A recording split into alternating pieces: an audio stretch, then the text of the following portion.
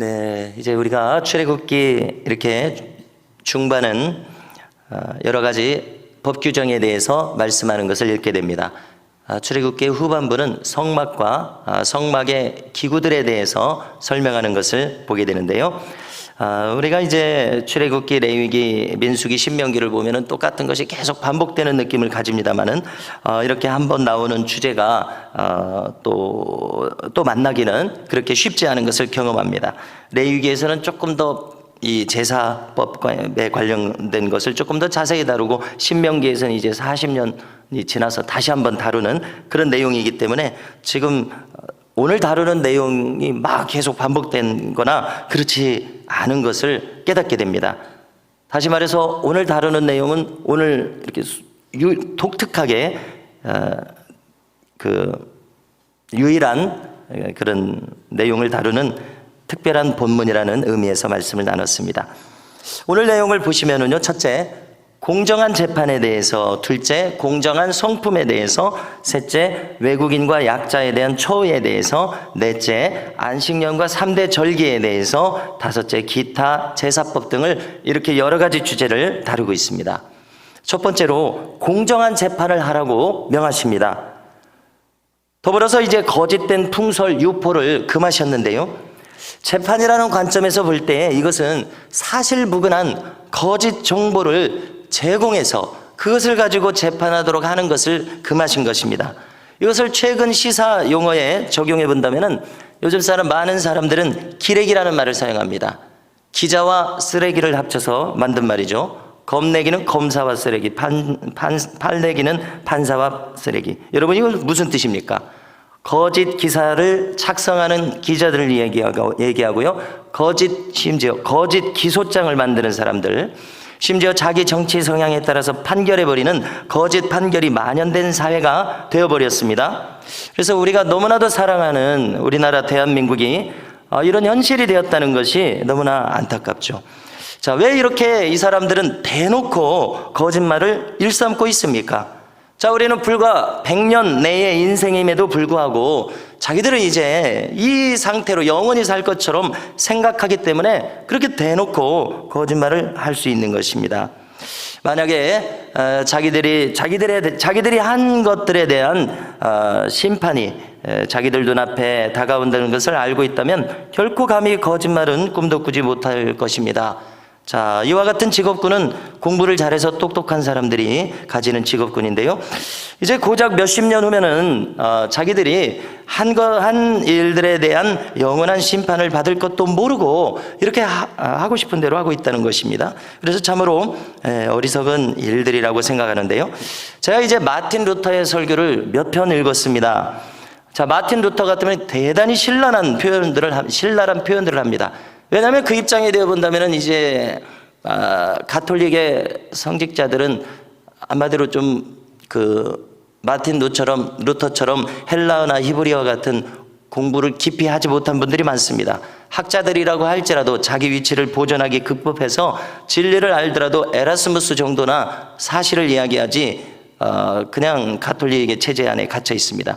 그러나 젊은 마틴 루터는 뭐 잃을 것도 없고 너무나 용기가 충만하기 때문에 자기가 읽은 성경 그대로 이야기를 하는 것입니다. 그러니까 마틴 루터의 설교에는 신랄한 표현이 많이 나옵니다. 저 돼지 같은 멍청이들은, 이런 표현들을 하거든요. 아마 마틴 루터가 설교한다면 이렇게 설교할 것 같습니다. 자, 여러분, 왜곡된 판결을 이끌려는 악의적인 목적으로 이렇게 하고 있습니다. 참으로 극악한 일들입니다. 우리가 영원한 심판을 생각할 때에 두려운 일임을 깨닫게 되는데요, 자, 신앙적인 차원에서는 거짓말은 무엇입니까? 비진리를 유포하는 일입니다. 자, 최근에 우리에게 가까이 다가와 있는 사상들은 뉴에이지 사상, 동성애, LGBT 등 각종 사악한 사상들을 유포시키는 자들이 많습니다. 여기서 LGBT는 레즈비언, 게이, 바이섹슈얼, 양성애자, 트랜스젠더, 성전환자, 이런 사람들, 이 말의 앞글자들을 모아놓은 것이 LGBT입니다. 자, 여기에다가 또한 이단 사설들이 많습니다. 자, 이것들은 한마디로 요약하자면은 거짓말들입니다. 거짓 풍설들입니다. 자, 한국형 이단 사설들의 특징이 있는데요, 그들은 대단히 그럴듯한 교리를 이야기합니다. 정통교리와 대단히 흡사한 교리 체계를 세운 다음에 살짝 가장 중요한 자리에, 예수님의 자리에 교주들이 살짝 앉는 것을 우리가 지켜보게 됩니다. 자, 제가 최근에 경험한 것 중에 하나가 JMS는 이 정명석 집단인데요. 기독교 복음선교회, 이름도 완전히 교회하고 표가 나지 않습니다. 자, 이 집단의 컨텐츠를 접한 적이 있는데요. 천국과 지옥에 대한 동영상을 얼마나 그럴듯하게 감동적으로 만들었는지 제가 그걸 보고 너무나 감동적이어서요. 그 컨텐츠를 파고들었더니, 자, 그 영상의 이 연결고리가 JMS로 연결되는 것을 발견했습니다. 그래서 그들의 이제 설교를 쭉 한번 살펴봤죠. 그래서 그들의 설교 중에서 이상한 것을 하나 제가 찾아냈는데, 전도를 하기를 강한 자를 전도하라, 이런 메시지가 있어요. 여러분, 우리 교회에서 강한 자를 전도하라 이런 말을 안 쓰잖아요. 그래서 약간 제가 이상해가지고 내용을 봤더니 잘난 사람을 전도하라는 내용입니다. 실제로 똑똑하고 젊은 애들, 잘난 애들, 잘 나가는 애들 전도하라는 것입니다. 자, 그것은 무슨 속셈입니까? 이런 자들을 우선 전도해서 자기들의 그 세력을 확산시키려는 그런 속셈이죠. 그래서 그들의 콘텐츠를 들어갔더니 젊은 애들이 아이돌처럼 분장하고 막 이렇게 해서 노래를 엄청나게 이렇게 부르는 그런 것들이 있습니다. 정말 깜짝 놀랄 정도로, 아이들 뺨칠 정도로 잘생긴 아이들이 노래를 또 엄청 잘하는데 그냥 보통 찬송가 같습니다. 우리 흔히 교회에서 부르는 찬송가는 아니지만 찬송가 같습니다.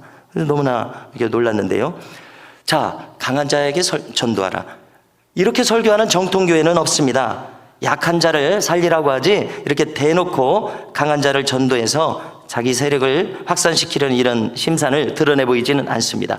그래서 이제 내용을 살펴보니까 목사님도 아니고 선생님이라고 막 떠받드는 자가 정명석이었습니다. 결정적인 상황과 시점에 가서 그 자가 그럴듯한 이 교리체계에서 살짝 그리스도의 자리에 자기가 올라가는 것을 제가 이렇게 목격했습니다. 얼마나 이 치밀하고 사악합니까? 자, 보통 사람들이 이 결정적인 그들의 오류를 간파해내는 것은 그렇게 쉽지 않을 것 같았습니다. 한마디로 거짓말입니다. 여러분, 예수께서 그리스도가 아니라는 주장, 이것이 거짓말 아닙니까? 거짓말을 좋아하며 지어내는 자마다 성 안에 들어가지 못하리라고 하셨습니다. 이것이 바로 이단을 믿고 따르고 유포하는 자들이 지옥에 갈 이유입니다. 분명하게 기록되어 있지 않습니까?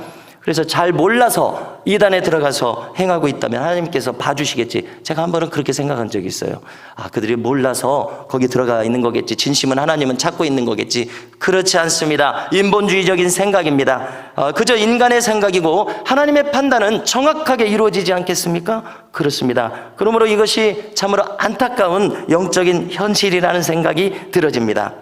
자, 오늘 말씀을 보니까 또한 악인과 연합한 위증자, 다수를 따라서 악을 행하는 자, 다수를 따라서 부당한 증언을 하는 자, 진리에 대한 자기의 줏대 없이 행하는 자들의 모습입니다.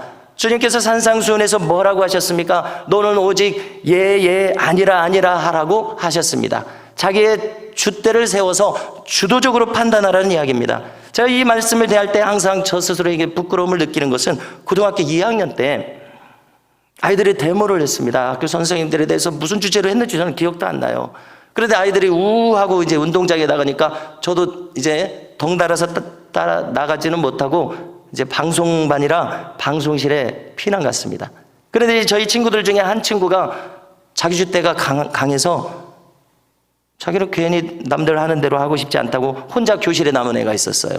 그 아이를 보니까 제가 너무나도 부끄러웠습니다. 나중에 이 말씀들을 보니까 너무나 부끄러웠습니다. 줏대 없이 행한 것에 대해서 부끄러웠습니다.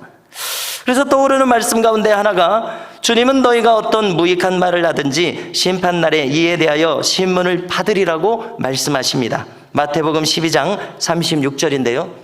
우리가 줏대 없이 어떤 무익한 말이나 무익한 판단에 동조했을 때에 이것에 대해서 주님께서는 반드시 판단하실 것을 이 말씀을 통해서 깨닫게 되는 것입니다. 여러분, 한마디로 말해서 우리가 아무 생각 없이 행하는 것이 결코 의로운 일이 아니라는 것입니다. 우리는 우리가 형성한 신앙 인격에 따라서 줏대 있는 판단과 행함이 있어야 될 것이라고 여겨집니다. 또한 오늘 말씀 중에 3절과 6절을 보시면은 가난한 자의 송사라고 해서 편벽되이 두둔하지 말라고 합니다. 가난한 자를 두둔하는 사상을 가질 수가 있습니다. 왜냐하면 항상 약자가 억울한 일을 당하기 때문에 그렇습니다. 그렇다고 해서 부유한 자를 역차별하는 판결을 내려서는 안 된다는 말씀입니다. 이 또한 편협한 사상에 갇힌 행태라는 것입니다. 그러나 대개 현실에서는 무전유죄, 유전무죄의 악습이 자행되고 있습니다. 하나님은 정의를 굽게 하지 말라고 이야기하십니다. 관련해서 오늘 말씀 4절에서도 보면은 네가 만일 내 원수의 길 잃은 소나 나귀를 보거든 반드시 그 사람에게로 돌릴지며 라고 말씀합니다. 다시 말해서 원수가 잘못되기를 바라는 마음으로 그를 골탕 먹이는 것은 의로운 행함이 아니라는 이야기십니다. 여러분, 얼마나 하나님의 말씀이 이렇게 공명정대한 성품을 가지라고 우리에게 말씀하시는지 이 놀라운 말씀을 통해서 발견하게 됩니다. 원수라 할지라도 그를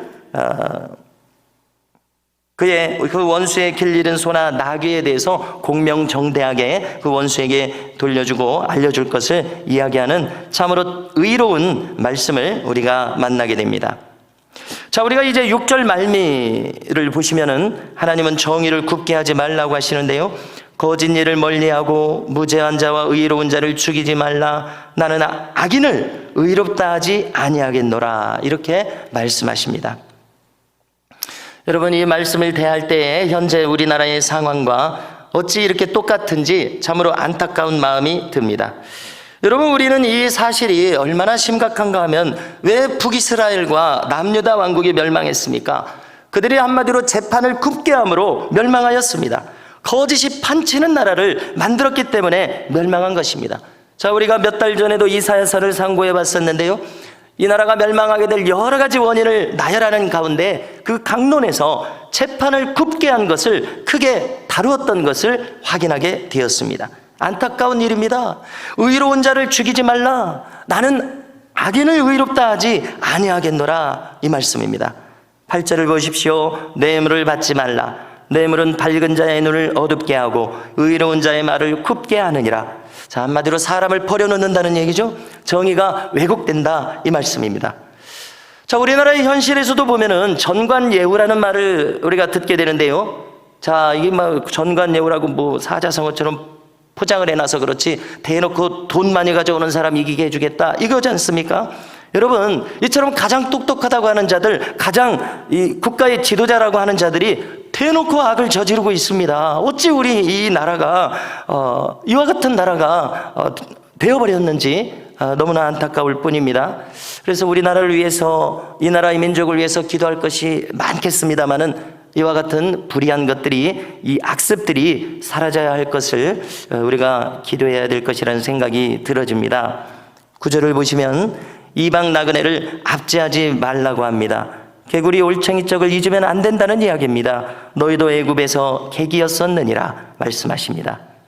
자, 11절부터는 이제 절기에 대해서 가르치시는데요. 안식년을 가르치십니다. 안식년의 소출은 가난한 자들이 먹으라는 배려를 여기에서 기록하셨습니다. 12절은 안식일입니다. 자, 안식년도 절기입니다. 안식일도 절기입니다. 6월절, 맥추절, 수장절, 이 3대 절기도 절기입니다. 여러분, 안식일, 주일도 절기임을 우리가 기억해야 됩니다. 그 하루가 무슨 절기일까? 그렇지 않습니다. 주일도 절기라고 말씀하십니다. 특별히 여호와의 절기 이렇게 말씀하십니다.